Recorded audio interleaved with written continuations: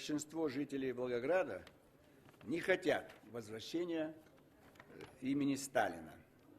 Вот, нужно вернуть имя Сталинград 24%. И 10 говорят, что, значит, против переименования. Только 10 хотят жить именно в городе под названием Сталинград. 24, ну ладно, можно переименовать. 75% не хотят, 75%. Но даже если бы 75 хотели бы, или 90, я от имени фракции ЛДПР категорически возражаем. И такой технический прием. А что Геннадий Андреевич не пришел? Он же должен выступать был бы. Да ему стыдно знать, что последнее не будет принято. И вы знаете прекрасно. Во-первых, Сталинградская битва имела огромное значение. Но при чем здесь наименование города? А что под Ржевом не истекали и не погибли 1 миллион советских солдат? Там больше было героизма под Ржевом. И никто не просит Ржев во что-то переименовывать в имя какого-нибудь командира той части, которая там вся погибла. Какая связь с одним человеком и битвой? Бились солдаты и офицеры. Дали бы им возможность Харьков в 1942 году отстоять, они бы Харьков бы отстояли в 1942 году. Поэтому здесь не надо увязывать, что это вот великая битва, великая война, и все связано с этим именем. Я не уверен. Потому что давайте посмотрим, что с населением Волгограда сделали советская власть. Почему не дали эвакуироваться мирным гражданам? Почему? Значит, наплевать было на мирных граждан. А можно было переправить на другой берег. Очень легко было все сделать. Но приказ никого сидеть, все, пусть сгорит весь город с населением. Немцы же бомбили каждый день. Начало войны. Это что, так сказать? Вам что, непонятно, что Сталину было стыдно, он 10 лет не мог прийти в себя, 10 дней. Война началась, а руководитель 10 дней сидит в Кунцево или в Кремле, неважно. 10 дней молчит. Ему стыдно было, потому что он проиграл начало войны. Гитлер его обхитрил. Ну хорошо, ты ошибся в дате. Потому что действительно были даты 15 мая и все остальное. Зачем ты срываешь старую границу? Почему у тебя вся армия в полевых лагерях 22 июня? Ты можешь оставить их в казармах хотя бы? Ты боишься дать патроны, но в казармах оставь своих. Что, командующий Западным фронтом у тебя в театр пошел? Почему? Не будет войны. Команда одна, не будет войны. Ну так же нельзя. Значит, Гитлер будет война, Сталин не будет война. Вот два человека играли, так сказать. И немецкие солдаты отмобилизованные ждали атаки. А наши вот все, белье полоскали, а там уже стоят немецкие танки и все ждут. Вот-вот начнут, так сказать. Поэтому столько было. А весь офицерский состав 30 тысяч. Я согласен. Возможно, были те, кто были связаны с немцами, с разведками, может быть. Там 5-6 человек, 50-60 человек, 1000. Но было уничтожено 30 тысяч командного состава. Армия была без офицеров. И первые офицеры, они проиграли. Финскую войну они не умели, не знали. Маннергейм, наш русский генерал, запросто практически остановил наступление всей мощи советской армии. Не потому, что она была слабая, неким было командовать. Сталин еще раз убедился, что он разгромил все командные кадры. Хорошо, ошибки военно-стратегического характера. Но ведь он же должен был продолжать дело Ленина. Ленин начал новую экономическую политику и сказал: это надолго. Он свернул тут же. Как только Ленин умер, через 3 года все свернул. Это зачем он делает? Ведь Ленин правильно ввел НЭП? И завертелась страна вся, закружилась страна. 1932 год, голод. Неужели непонятно, что это вина насильственной коллективизации? Я понимаю, забрать зерно, хорошо. Но вы же расстреляли кулаков. Их вывозили эшелонами в Сибирь, и в снег они уходили. Гибли люди. Лучшие крестьяне наши. Что это, разве не известно все? Я согласен, нужна мобилизация.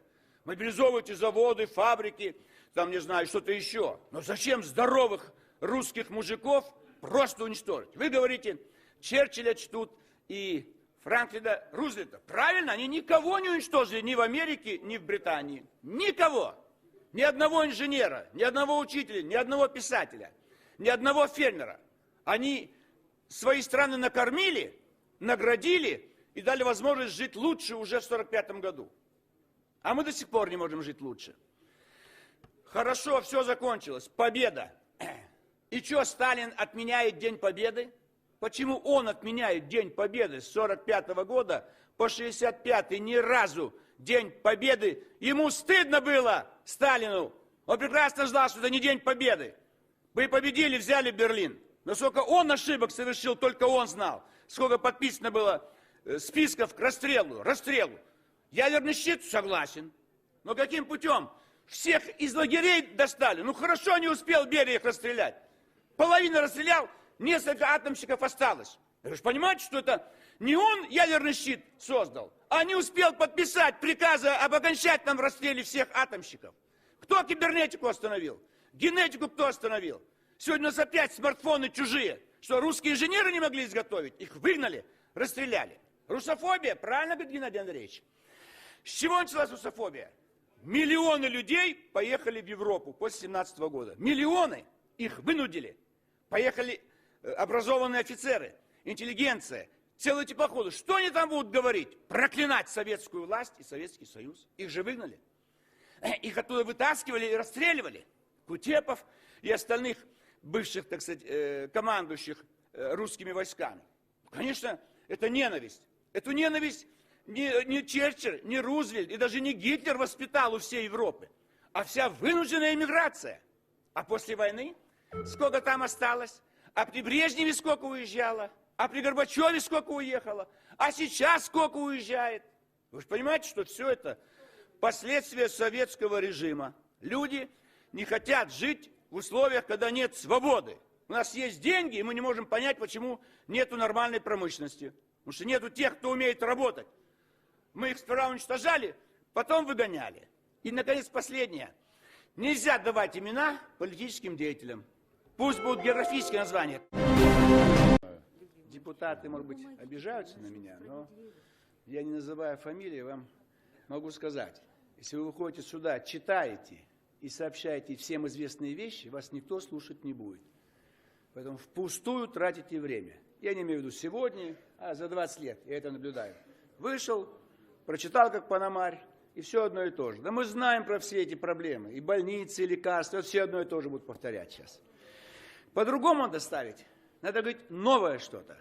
Вот, Вероника Игоревна, есть такой нарколог в Москве, Олег Зыков. Надо уволить и немедленно с работы.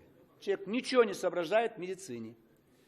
Разберитесь с наркологической службой страны, в том числе и главный нарколог страны Брюн Евгений. Он мешает бороться с наркоманией. Вот в этом аспекте нужно посмотреть. Врачи должны защищать, лечить больных. А если такие, как Зыков и Брюн, они наоборот губят, так сказать, наших людей, то они позорят звание врача, а самое главное, хотя бы интервью пускай не дают.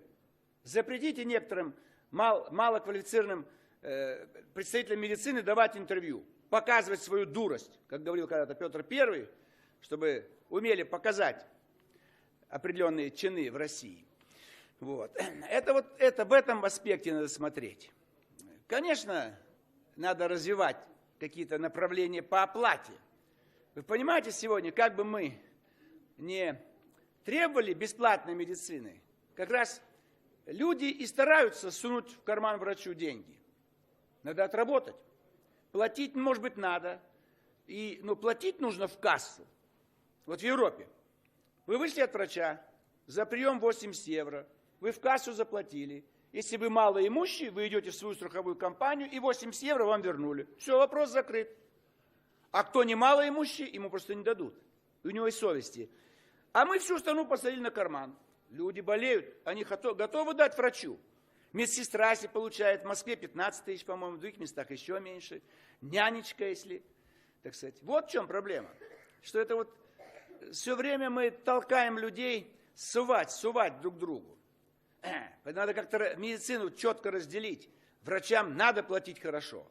Но хорошим врачам. Почему конкуренция на Западе между врачами? Что они ведут прием, и вывеска висит его. Терапевт, фамилия, терапевт, фамилия. Если этот дурак первый, мы к нему не пойдем.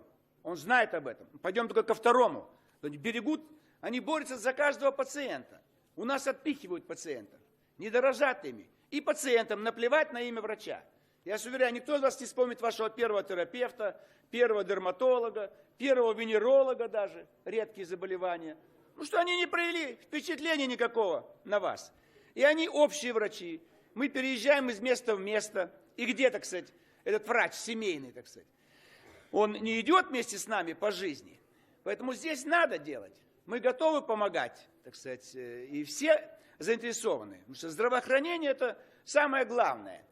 Люди должны жить дольше. Возьмите демография, абортное отделение. Там есть психологи. Кто-нибудь останавливает этих девочек, чтобы не сделать аборт?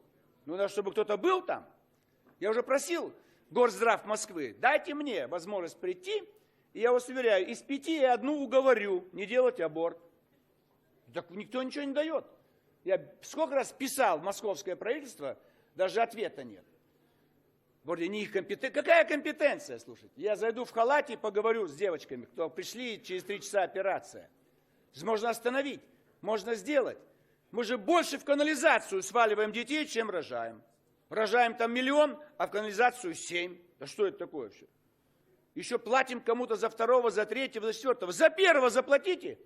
Не 400 тысяч, 100 тысяч, и они все родят. Половина родят девочек, если мы их заберем ребенка и заплатим ей 100 тысяч. Но они родят. А так абортные отделения работают без остановки. Там пациентов больше, чем в обычном отделении. Это что такое? Вот этим нужно заниматься, и именно психологическое воздействие. Передачи. Если в передаче одно и то же по одному каналу, какие плохие семьи, не могут отца определить, все там пьянствуют, пьют, ребенка оставили, мать ушла, никто не захочет и в брак вступать, и, так сказать, рожать. Поэтому на правительстве ставьте эти вопросы. Мы все время ставим. Уберите передачи, порочащие наше здоровье, наших врачей и нашу семью. Мы и так знаем недостатки. Но если каждый день об этом говорить, так сказать, то от этого пользы не будет. Мы этого желаем успехов вам, Вероника Игоревна, и уверены, что под вашим руководством мы добьемся больших улучшений в медицине.